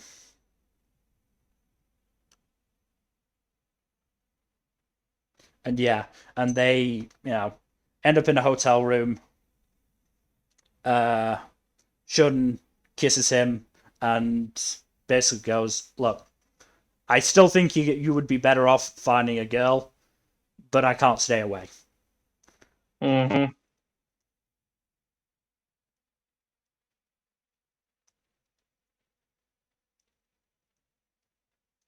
Um, so yeah, so when they're finally so they're finally they are together, they are kissing, they aren't having sex, which frustrates Mio. Mm-hmm. And again, I think that's a period of something like around a month. I think between them getting together and maybe a couple of weeks. I can't remember 100%. Um, and then yeah, the wrench of Sakurako fucking turns up. Honestly, I don't entirely blame Sakurako for what she's doing because she's clearly holding a very strong torch for Shin still. Yes, she And is.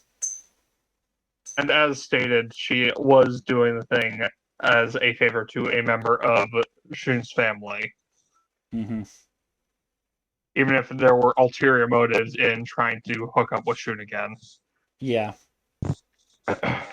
Even if it is doomed to failure because he is not interested in her that way. yeah. What I will say is, and this is something that this is a one bit that I don't particularly like about this series, Hmm? is the way that um, that pretty much everyone tries to guilt Shun into seeing his family again Mm. because he shouldn't have to see, even if his father is dying, if he doesn't want to have to see his homophobic father, he shouldn't have to. Yes. It is entirely on him if he tries to seek him out for reconciliation or not. Yes.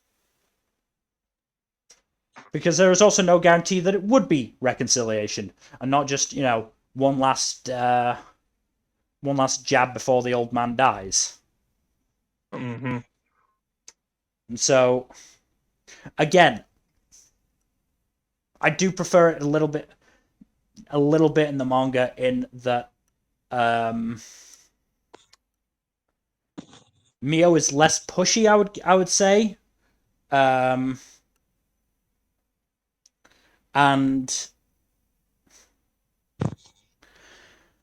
I would I think it is tied more into Mio's own family stuff because obviously we know he had a very good relationship with his mum. Yeah, he was raised by a very loving single mother who But unfortunately passed away before the series. yes, but there is also there are also mentions of Miyano's own father. Mm-hmm. Um, and again, the fact that he died very early in Mio's life, and Mio wasn't able to, talk to him about anything. Mm-hmm. Because I'm not sure if Mio even really remembers his father.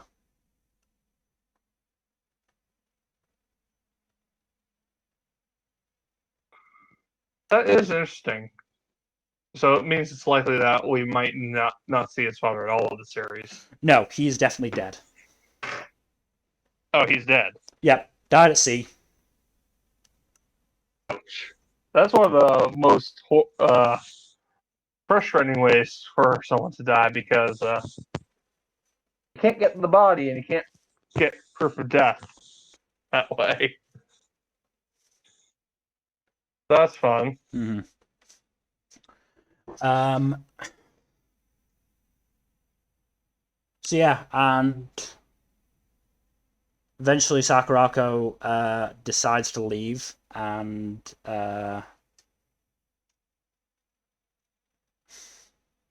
is it it's an interesting thing. Is it that she is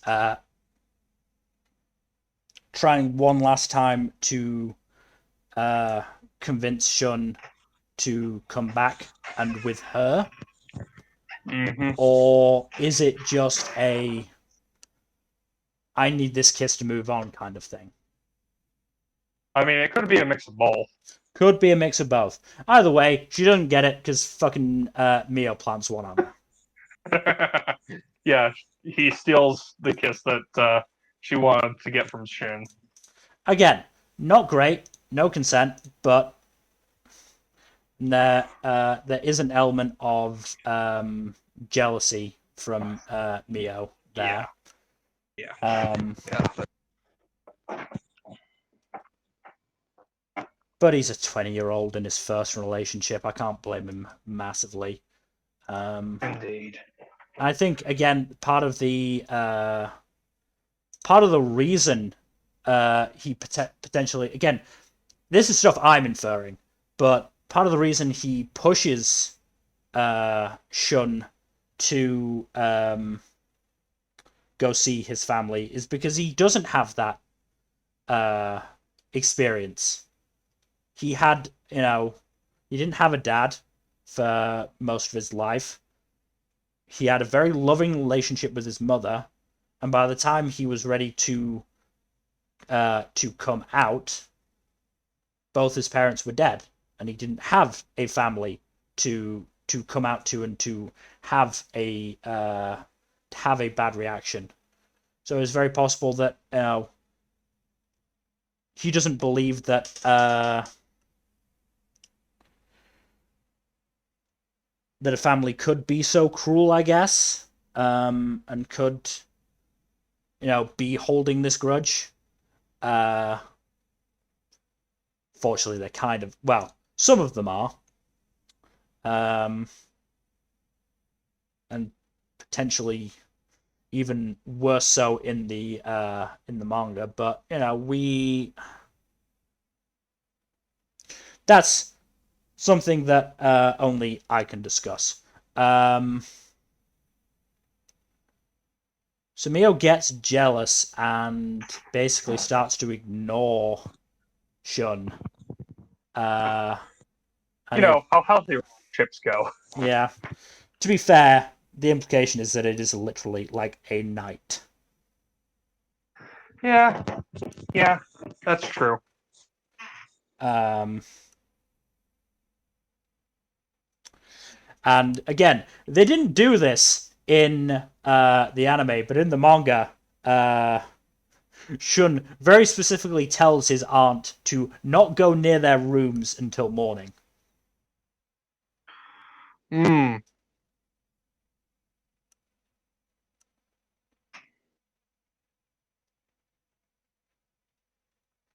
Um, and again, a little bit of communication solves the issue fairly simply. In that Shun just says, "I wouldn't have agreed to kiss her when I have you, so that you've got nothing to be worried about." Um, and then they have sex. Yes, and it is not super explicit, fairly explicit in the film, though what you've told me suggests that it is very explicit in the manga. I Or won't say not very very explicit, but explicit, but you do get to see dicks. that's pretty explicit.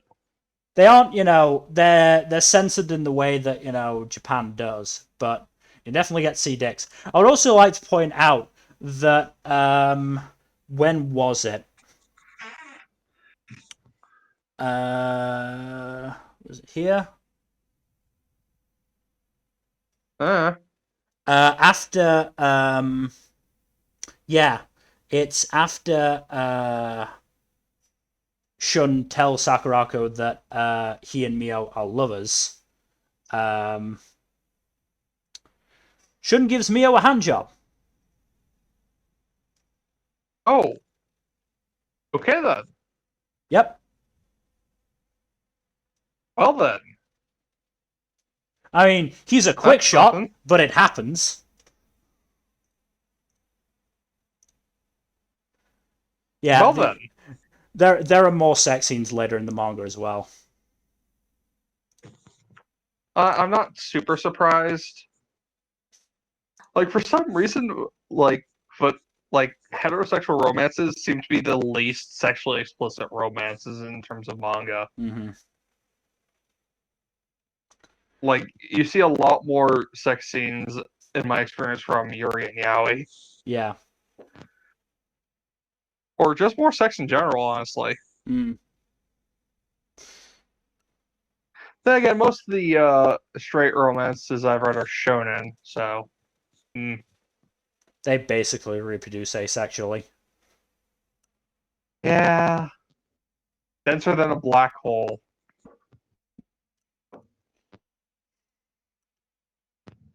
AKA the default state of every and any shonen protagonist. Mm-hmm. Denser than a black hole. Yeah. Um. So yeah, I mean that's basically the movie. Um. well, after the sex scene, Shun does decide to return to Hokkaido to see his family, and Mm. Mio initially is intending to just to wait it out, despite the fact that the implication is that Shun is gonna be gone a long time. And again, they finally fucking talk, and you know, Shun basically asks, "Do you want to come with me?" And Mhm. Mio goes, "Heck yeah, I do. Let's go." This can only end well. Yeah.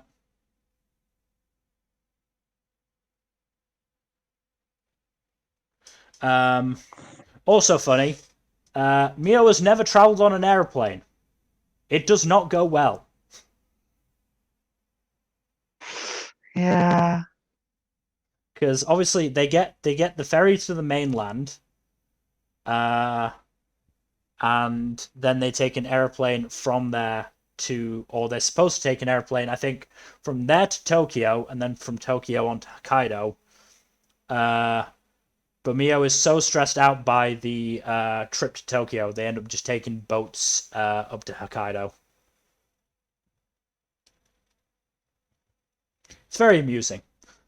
I mean, what I will say Hmm. is that there is a good amount of humor in this film, in this series as a whole. Yeah, there's some good jokes in the film. Yeah. Um, Mostly at Shun's expense. Um, though I would say there's a lot of comedy generated by Mio's facial expressions. Mm. A lot of comedy derived from that. I mean, this was made by hmm, interesting. It's not what I thought. Hmm. Mm, Huh. what? So let me Google something. I need to figure out what it is.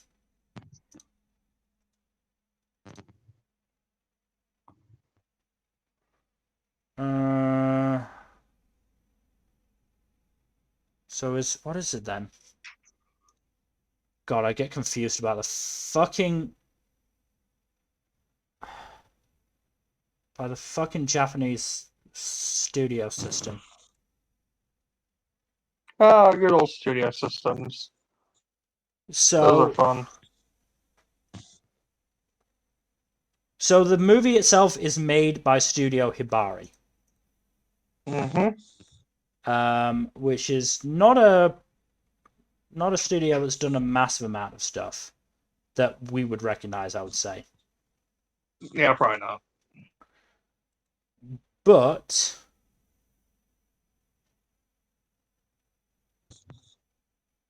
it is part of a Then label that's a what do you subsid. mean they didn't do a bunch of stuff that we recognize? They did Ass Class, Hanako-kun, and a bunch of other stuff too. Studio Hibari?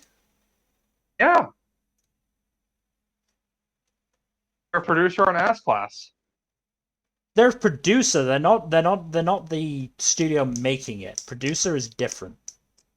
Ah, okay. In terms of studio, yeah, it's not a lot that I recognize. Yeah. But yeah.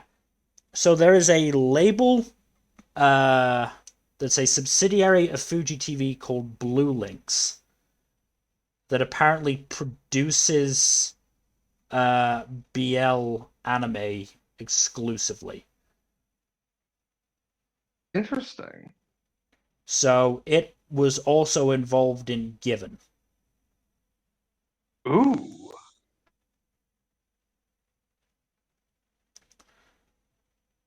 As I said, I don't especially know what this is. Like what role it has in actually making stuff. I'm very confused. Ah, yes. Good old anime studio system. This is fucking Kadokawa all over again. Katakawa. Because I thought Kadokawa was just a fucking anime studio that made anime. Nope, it's something No, different. they're a publishing company. They're a publishing company that also does anime. It's Yeah, weird. no, It they are confused me. primarily a publishing company. Yeah, They anime is their side hustle to promote their projects. yeah. Hmm. Um. So yeah. So it's. God, I've lost my fucking train of thought now. Damn it. Sorry, No, it's can't not help you your. with that. It's not your fault. It was me getting fucking confused about. That's right. I was talking about the production. It's very well produced. As much as Mm-hmm. Studio Hibari hasn't done a lot, um, they did very good work on this. Um, Again, as I said, there's a lot of humor derived from Mio's facial expressions, which is always going to be a good source of humor as long as it's actually funny, unlike other shows. Cough cough, Paranoid Hero. Um, and as we said, we both watched the dub. The dub was very, very good. Indeed, it was quite good. Very good dub. Um, because yeah, as we've said, had Josh Grell as Shun and Justin Briner as Mio as the leads. Uh, had Amber Lee Connors as Sakurako. I know Kieran Strange was in there. David Vald was Shun's dad, which I'm sure was, as I'm fairly sure, a queer man himself. Very interesting experience playing a homophobe. Wait, what now? Because Shun's dad is a homophobe, and David Vald, who was playing him in the dub, I'm fairly sure is queer. Oh, that's ironic as hell. Yeah, I'm sure that was an interesting experience for him, if nothing else. Yeah. Um,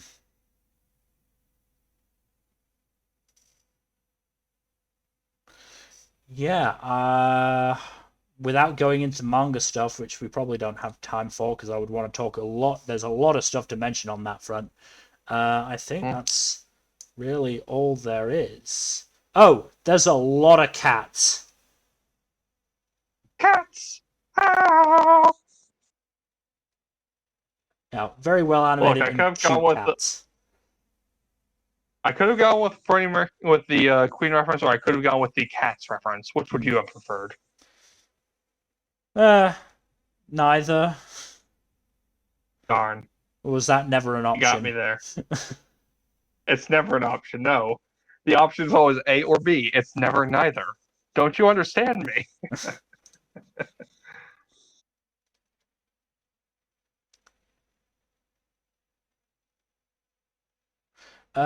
So yeah, honestly, I think that's about it.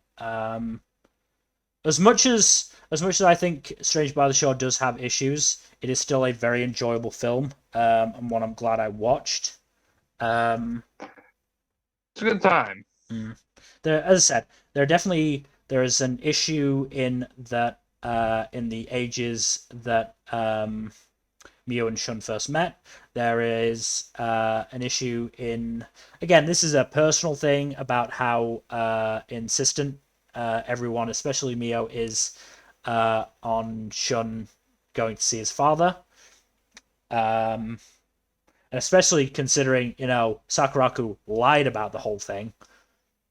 Mm-hmm. Um, and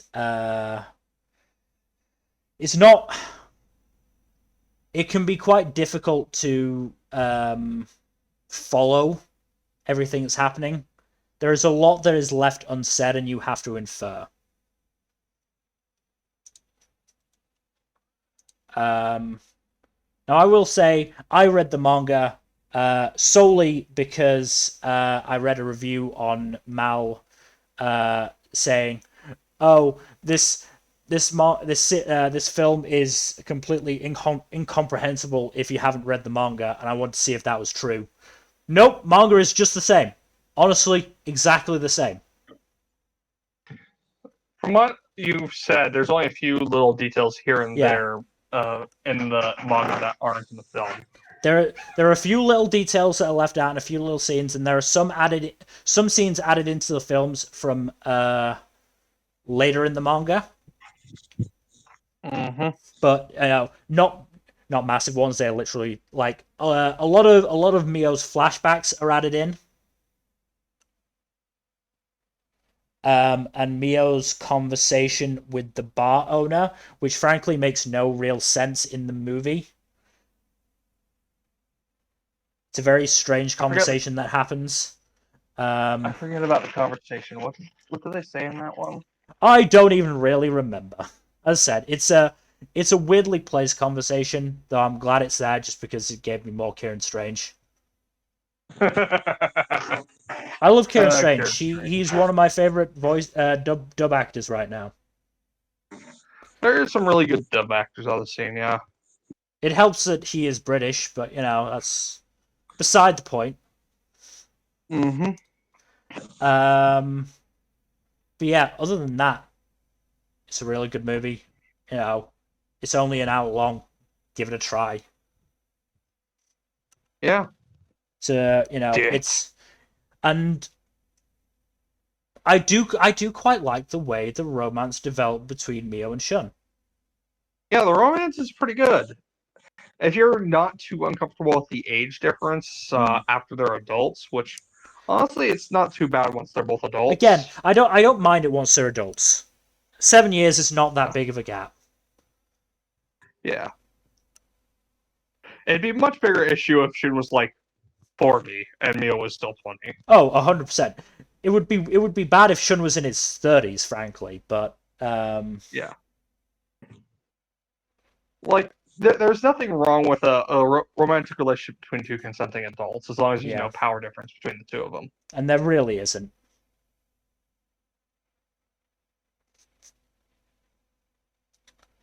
Um, but yeah, and always nice to get a background lesbian couple Mm-hmm. That was nice. that just has their shit together. Yeah, they're just vibing, Yeah, getting along, having a good time, and Aria's sitting there munching on popcorn, watching the relation drama unfold in front of her. watching Shun be a complete disaster. Yes.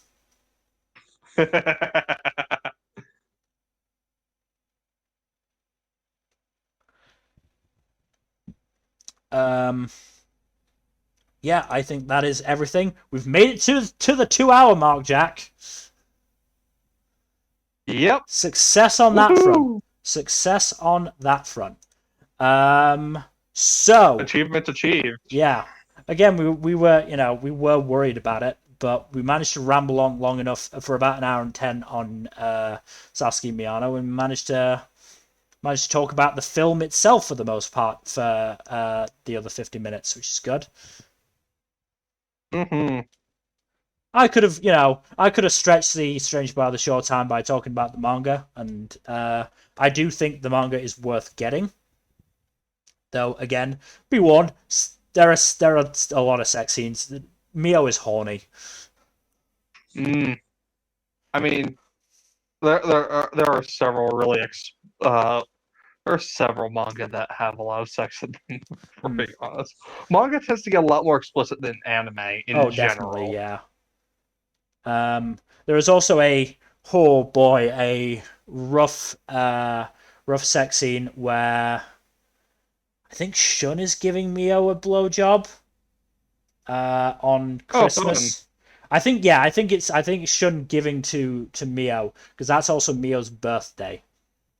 Because Mio's birthday Oh is my. Christmas. Uh, Unfortunately, because it is Christmas, Fumi, the 7-year-old, tries to come in and be excited about Christmas and sees that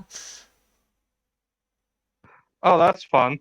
and ends up very confused because hey, Japan is not good about explaining gay relationships. and their There are a lot. existence. There are several things Japan is not good at, but that is one of the big ones.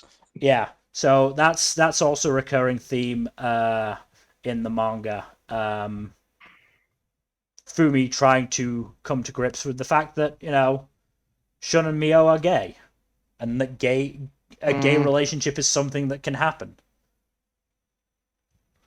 Um, so yeah, thank you everybody for watching. Hopefully you've enjoyed this first installment of our Pride Month lineup. Uh, just go over it again like we did at the start of the podcast. So next week, LGBTQ plus rep in video games. That's going to be an interesting one, especially considering we have been hmm playing fucking Persona 4. Um, Yeah. Yep. the week after that, the 18th, the do's and don'ts of LGBTQ plus rep.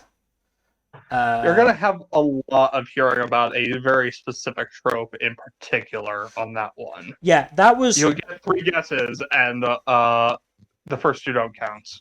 no. I think they'd need more of a guess than that, but it is a bad trope. Initially, we were going to do an entire podcast about it, but then we thought maybe we won't have enough really to cover it, so we just broadened it out a bit. But Yeah, yes, we will be talking about Bury Your Gays a lot. it is probably the big one, though the other big one is also stereotyping. Yes. But we will get So yeah. into that in detail with that podcast. So yep. So On that's on the 18th, and then on the 25th, Jack and Lord will be giving y'all a Yuri manga sampler. Uh, they've already got a list all set out, which is quite comprehensive. So look forward to those. In terms of the upcoming stuff for this week, tomorrow should be the return of D&D. Certainly haven't heard anything anything otherwise. So look forward Mm-hmm. to that. Tuesday, not 100% sure what we're going to do yet. Maybe Road 96, maybe Persona 4 Golden. We will see. Thursday should hopefully be the finale to whatchamacallit, Ace Attorney Justice for All. And as I said, next Saturday, LGBTQ plus rap and video games, Paradox Hour podcast. Hell yeah.